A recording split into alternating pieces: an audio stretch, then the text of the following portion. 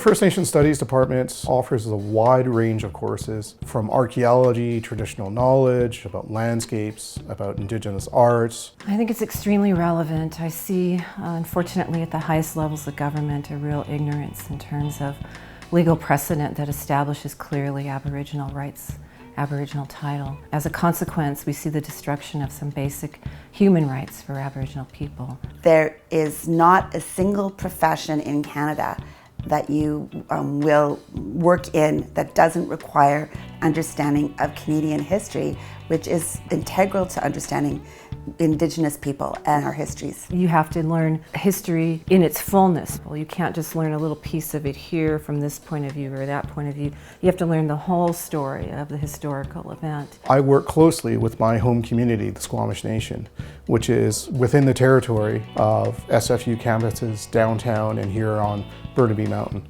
And so for me, it's teaching and learning and experiencing things, the landscape, my people's history, and sharing that with my students. The first book written by an Indigenous author in Canada was written in 1847.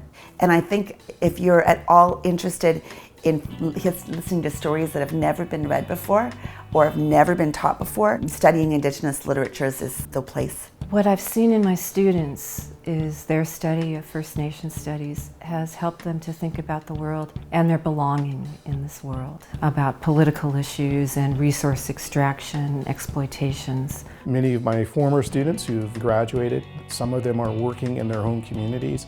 Others are working with government and industry.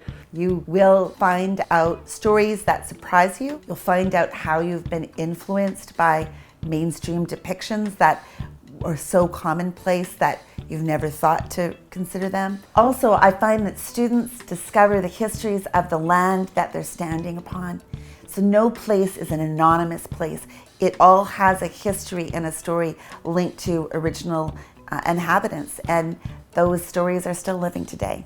First Nations issues are coming to the forefront, both in media, in government, and legal and political situations. So I think it's pretty critical that we all, each and every one of us, do what we can to protect ourselves and all of those around us and to keep this beautiful planet going with human species and all other species.